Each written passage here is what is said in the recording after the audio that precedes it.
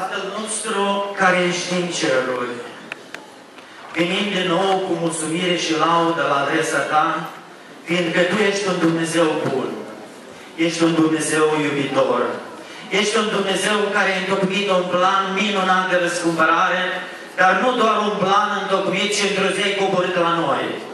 Ai coborât prin Domnul Iisus Hristos. Și El, venind în această lume, acolo pe dealul iubirii între cer și pământ, a rezolvat problema aceasta a păcatului, a fără de legii. Și iată, astăzi noi ne bucurăm de acest rod bogat al Golgotei, slăvit fie numele Tău pentru aceasta.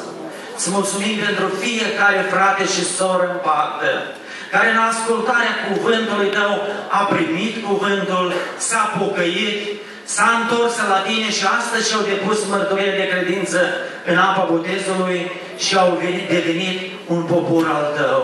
Te rog, Tată, să-i însoțești pe calea vieții. Să-i ajuți, Doamne, să trăiască o viață sfântă. Zi de zi, Doamne, umple-i cu Duhul Tău cel Sfânt, înzestrează-i cu daruri pentru zidirea bisericii. Doamne, și ajută-i în umblarea pe acest pământ să se păstreze curat.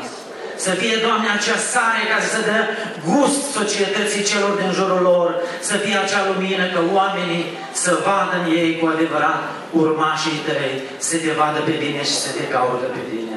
Îi încredințăm în brațul Tău și fie și în continuare numele Tău lăudat prin viața lor, purtarea, vorbirea și umblarea lor. Amin. Tată, Te rugăm să-i umpli cu Duhul Tău cel Sfânt, ca ei, Doamne, să trăiască din plin prezența Ta și să aducă roadă, să fie bogați de roada Duhului în viața lor. Doamne, binecuvintează-i cu pace, bucurie, sănătate, Doamne, și credincioșie. Fii cu ei pe calea vieții ca să-ți rămână credincioși până la capăt. Ajute, Doamne, să-și ducă mântuirea până la capăt cu frică și cu tremur spre slava Ta și mărturia celor din jur. Tată, binecuvintează-i în numele Lui Iisus. Amin. Tatăl nostru care ești în ceruri, Te mai rugăm pentru ei, Tată, ca să-i ajuți, Doamne, cât vor trăi pe acest pământ să fie sare și lumină. Vreau, Tată, să-i ajut să fie niște martori ai Tăi, Doamne, și vreau în clipile acestea și pentru toți cei dragi ai lor, Doamne, care încă n-au gustat din bunătatea Ta. Doamne, Te rugăm să-i binecuvântezi și pe ei, Doamne, cu viață veșnică. Iar pe frații noștri și surorile noastre scumpe, Doamne, Te rugăm, Doamne, să-i ajut să fie, Doamne, niște lumini, niște oameni, Doamne, care să vestească cu curaj, Doamne, și îndrăzneală vestea bună și tot ce ai făcut în viața lor și la cei din jur.